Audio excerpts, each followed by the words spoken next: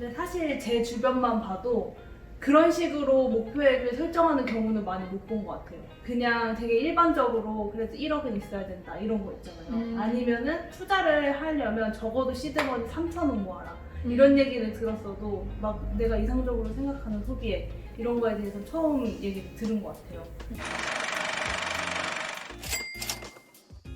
지금 딱 말한 포인트도 너무 좋은데 마치 그 목표는 반쪽짜리 목표인 것 같아요. 왜냐면 일단 단기적 목표는 너무 좋아요. 뭐 예를 들면 1년에 3천을 모은다. 되게 좋은 단기적인 목표인데 그럼 그 다음은 달성하고 나면 갑자기 나의 동력이 없어지면서 다시 돈 펑펑 쓰고 이럴 수가 있거든요. 맞아요. 맞아요. 그러니까 저도 좀 그렇고 제 주변을 봐도 그렇고 사실 이제 저도 이제 친구들이 직장 생활을 한 지 좀 됐으니까 보통 이제 좀 넉넉한 편이거든요. 그래서 자기한테 소비할 수 있는 돈도 좀 있고 근데 이 다음에 이거를 어떻게 불리지? 이거에 대해서는 잘 모르는 것 같아요. 그쵸. 그래서 장기 목표랑 단기 목표를 같이 세우면 좋고 이 이상적인 현금 흐름은 사실은 장기적인 목표죠. 제가 지금 당장 뭐 3년 안에 현금 흐름 500만 원을 일을 안 하고 만들 수는 없어요. 그래서 이거는 뭐 예를 들면 나는 10년 안에 10년 후에 그렇게 만들겠다 라고 먼저 일단 생각을 하는 거예요. 나의 진짜 이상점을 딱 찍고 거기서 이제 보통 저는 내려가는 편이거든요. 10년 후 나의 이상적인 모습은 이거야. 필요한 현금 흐름은 이거야. 그러면은 단절로 쪼개서 5년 후는 나는 어떤 모습이어야 되지? 그 다음에 또 쪼개서 그럼 앞으로 3년 동안은 3개년 계획 이런 식으로 매년 나는 그럼 얼마씩을 모으고 어떻게 굴려야 되지? 라고 짜보시는 거를 추천해드려요.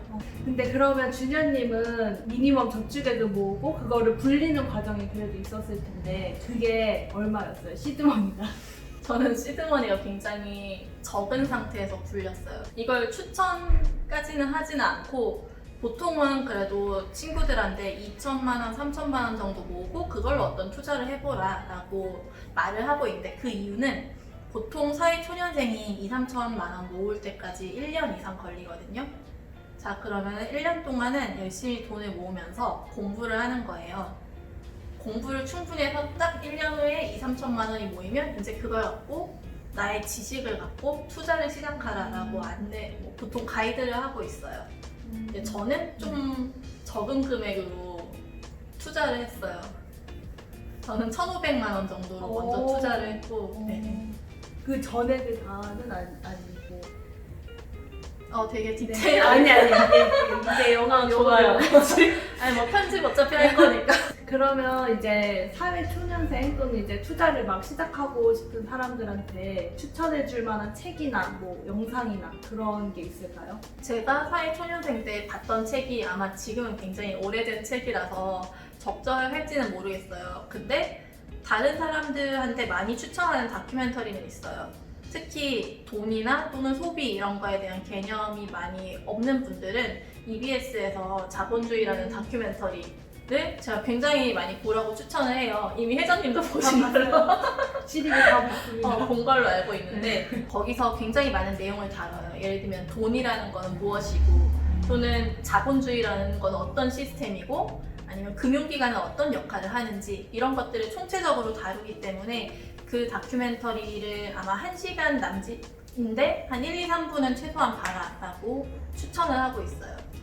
그리고 사실은 나한테 가장 잘 맞는 재테크 책이 뭘까는 서점 가서 그 경제 경영 서적 그 시리즈 중에서 베스트셀러 아무거나 집어보고 목차나 내용 중에 자기한테 잘 맞는 거를 고르면 된다고 생각을 해요. 최근에는 마인드셋 관련해서 돈의 속성이라는 책이 베스트셀러에 있더라고요. 그래서 그것도 굉장히 술술 읽히기 때문에 마인드셋 세팅하는 데는 굉장히 도움이 된다고 생각을 하고 또는 뭐 재테크 뭐 왕초보 시리즈 뭐 이런 책들이 많아요. 그래서 그런 좀 읽기 쉬운 책부터 먼저 읽어도 좋겠다 생각해요. 준현님의 그 투자 얘기로 잠깐 넘어가서 그럼 그 상가 다음에 상가로는 좀 이제 그런 재미를 보신 것 같은데 그 다음 스텝은 뭐셨어요?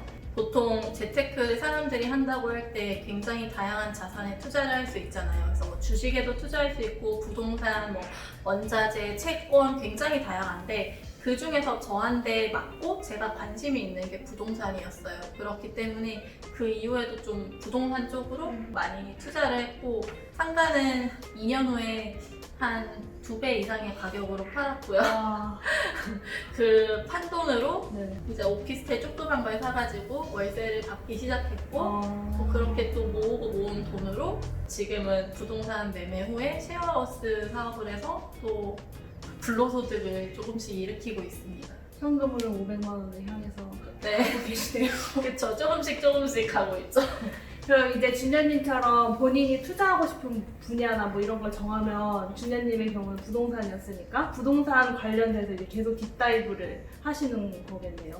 그쵸. 그래서 단순히 책뿐만 아니라 뭐 예를 들면 정말 저는 남들 웹툰 보듯이 네이버 부동산, 호갱노노, 직방 이런 앱을 수시로 들락날락했어요. 매일 밤에 자기 전에 심심하면은 밤 11시쯤에 호갱노노 가가지고 내가 관심 있는 지역 집어서 여기 시세 얼마나 올랐지? 이런 거 보고 그 다음에 네이버 경매 이런 것도 보고 경매 물건 뭐 올랐지? 이런 것도 보고 그다음에 직방은 왜 보냐면 월세 시세 어떻게 되지? 내가 여기서 월세를 얼마나 받을 수 있을까? 뭐 이런 것도 계속 부동산 앱을 통해서 시세를 본 것도 있고 또 뭐 그 사이에 부동산 관련 책이나 또는 카페 같은 것도 굉장히 많기 때문에 그런 것들을 보면서 정보를 수집했던 것 같아요.